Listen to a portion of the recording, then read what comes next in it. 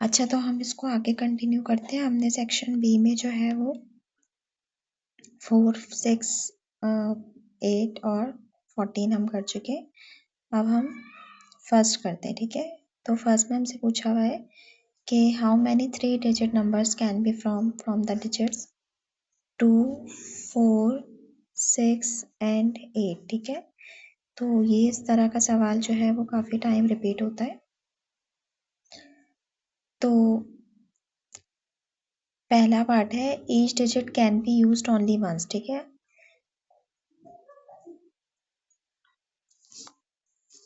अच्छा, तो हमें 3 डिजिट नंबर बनाना है। तो पहला हमारे पास है each digit can be used only once. तो इसका मतलब होता है कि हम हर डिजिट को एक ही दफ़ा यूज़ कर सकते हैं। तो हमें इस तरह से भी दिया जा सकता है कि रिपीटेशन इज़ नॉट अलाउड, ठीक है, रिपीट नहीं कर सकते आप।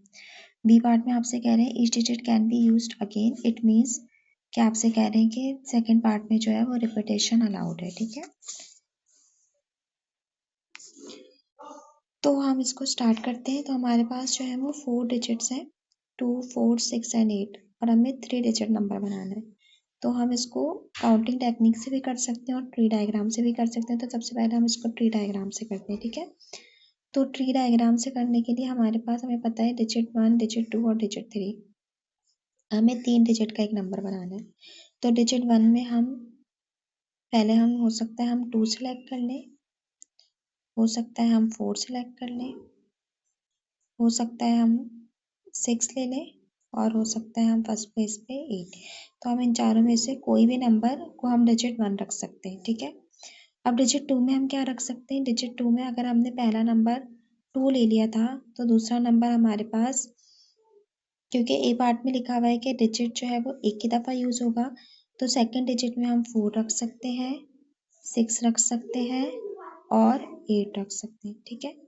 इसी तरीके से अगर हमने फर्स्ट डिजिट में फॉर एग्जांपल 2 नहीं रखा था, 4 रखा था, तो हम सेकंड डिजिट के अंदर 2 रख सकते हैं, 6 रख सकते हैं और 8 रख सकते हैं। अगर हमने 6 नहीं रखा था, हमने 6 रखा था, 2 और 4 नहीं रखा था, तो अगर हमने 2 और 4 नहीं रखा था, 6 रखा था, तो सेकंड नंबर हमारा हो सकता है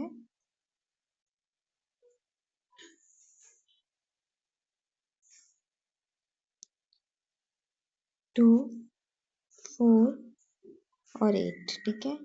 और अगर हमने 8 रखा था फर्स्ट नंबर पे, तो हमारे पास हो सकता है 4, 2 और 6, ठीक है।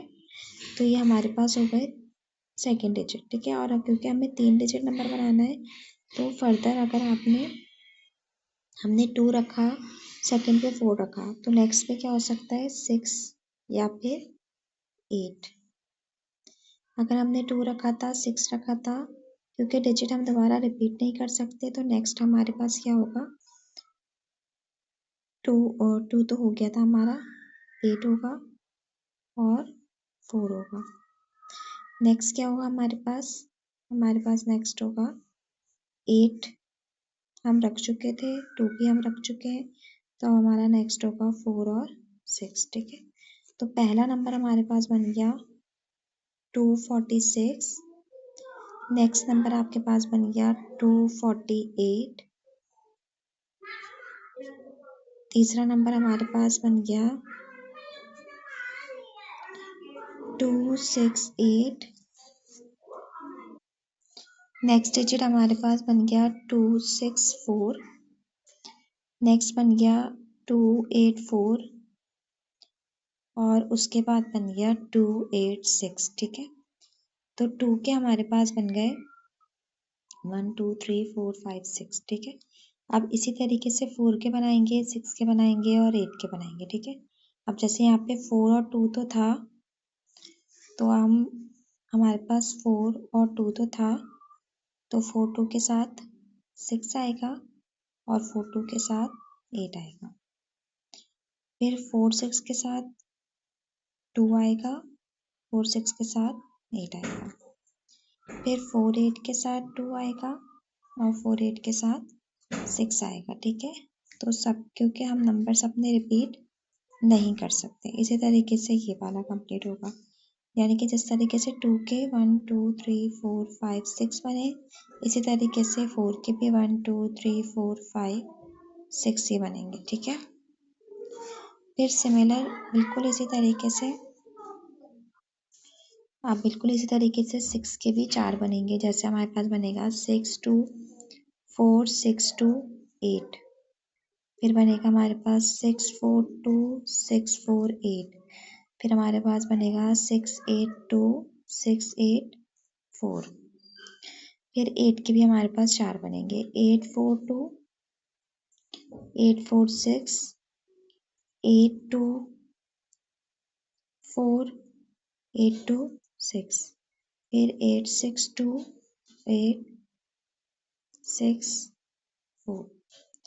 तो सबके हमारे पास 4 4 बन गए। अब आप देखो कि इसमें कोई भी नंबर जो है आपके पास, कोई भी डिजिट जो है, जितने भी हमने नंबर्स बनाए, टोटल नंबर्स हमने बना लिए इसके 24। तो हर नंबर के अंदर कोई भी जो डिजिट है वो रिपीट नहीं हो रहा। ठीक है, 2 4 6 है, 2 4 8 है। ठीक है, कोई भी डिजिट आपके पास रिपीट नहीं हो रहा।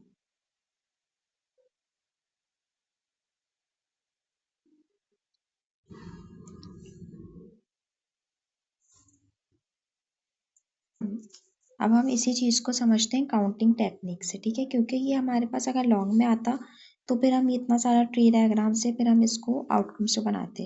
ये हमारे पास शॉर्ट में है, तो शॉर्ट में हमारे पास, और हमें इनलिस्ट करने के लिए भी नहीं कहा गया कि आप सारे आउटकम्स इनलिस्ट करो, तो हमें इसमें क्या यूज़ करनी पड़ेगी, काउंटिंग टेक्निक यूज़ कर लेते हैं हम। ठीक है, काउंटिंग टेक्निक के अंदर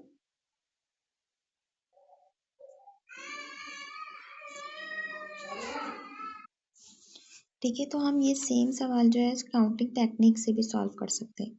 तो काउंटिंग टेक्निक हमारे पास 3 है। एक हमने पढ़ा था फंडामेंटल रूल, ठीक है, और एक हमने पढ़ा था परमुटेशन,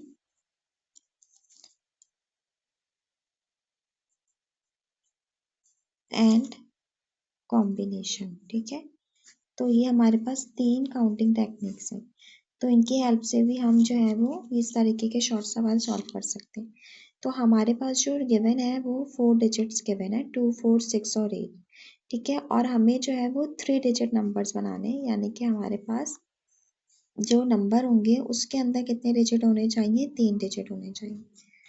तो पहली प्लेस के अंदर हम 2 4 6 और 8 इन चारों में से कोई सा भी एक नंबर रख सकते हैं। तो इसको फिल करने के कितने वेज हो गए हमारे पास, 4 वेज हो गए। ठीक है, 4 वेज क्यों है इसको फिल करने के,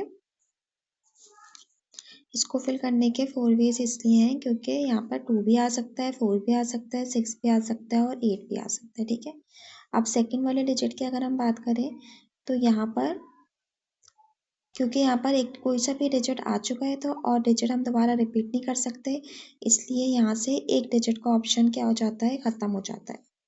अब कितने डिजिट आ सकते हैं, फॉर एग्जांपल अगर हमने यहाँ 2 रखा है तो यहाँ पे 4 और 6 और 8 आ सकता है।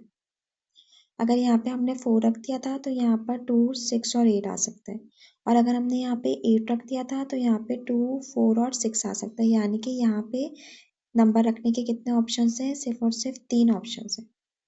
अब नेक्स्ट पे आ जाते हैं, यहाँ पे हमने एक नंबर रख दिया, यहाँ पे हमने एक नंबर रख दिया, कोई सा भी इन चारों में से। तो अब इसको फिल करने के कितने वेज हैं, अगर यहाँ हमने 2 रख दिया था, यहाँ हमने 4 रख दिया, तो ये तो यहाँ पे क्या आएगा, 6 आ सकता है या 8 आ सकता है। 2 और 4 दोबारा इसलिए नहीं आ सकते क्योंकि हमें डिजिट को एक ही दफ़ा रिपीट करना है। तो यानी कि इसको फिल करने के कितने वेज हो गए, 2 वेज हो गए। तो हम इसको आपस में मल्टीप्लाई करवा देंगे, 4 3 2 4 3 ज़ा 12 और 12 2 ज़ा 24 वेज। ठीक है, तो एक हमने बनाया सैम्पल स्पेस, यानी कि हमने ट्री डायग्राम से बताया कितने वेज होंगे। एक अब हम काउंटिंग टेक्निक से बताया हमने। इसके अलावा हमारे पास परमुटेशन और कॉम्बिनेशन भी होता है। अब परमुटेशन कॉम्बिनेशन में से कोई एक ही टेक्निक यहाँ पे यूज़ होगी काउंट करने के लिए, या तो परमुटेशन यूज़ होगी या फिर कॉम्बिनेशन यूज़ होगी। तो परमुटेशन कॉम्बिनेशन कब यूज़ होती है, परमुटेशन हम तब यूज़ करते हैं जब हमारे पास ऑर्डर इम्पॉर्टेंट होता है, और कॉम्बिनेशन हम तब यूज़ करते हैं जब हमारे पास ऑर्डर इम्पॉर्टेंट नहीं होता है। ऑर्डर इम्पॉर्टेंट का मतलब ये होता है, फॉर एग्जाम्पल हमें 3 डिजिट नंबर बनाने हैं, तो अगर मैं लिखती हूँ 2 4 6 और मैं ऑर्डर चेंज कर देती हूँ, फॉर एग्जाम्पल 2 का ऑर्डर फर्स्ट है, मैं यहाँ पे 2 का ऑर्डर जो है वो थर्ड कर देती हूँ, या फिर मैं जो है 6 का ऑर्डर क्या कर देती हूँ, फर्स्ट कर देती हूँ। तो हमें ये देखना है कि ऑर्डर चेंज करने से क्या ये डिफरेंट नंबर बन रहे हैं या सेम नंबर है। तो क्योंकि नंबर वाली एग्जाम्पल है तो हम नंबर ही चेक करेंगे। तो ये 246 हो गया, ये अलग नंबर बन गया 462, और ये अलग नंबर बन गया 642। इट मीन्स कि ये आपस में इक्वल नहीं है, तो ऑर्डर क्या हो गया, इम्पॉर्टेंट हो गया। ऑर्डर इज नॉट इम्पॉर्टेंट क्या होता है कि अगर मैं कहती ये 246 नंबर है और ये 462 नंबर है, ये दोनों सेम नंबर है, तो ऐसा होता नहीं है। 246 और 462 दोनों अलग नंबर है।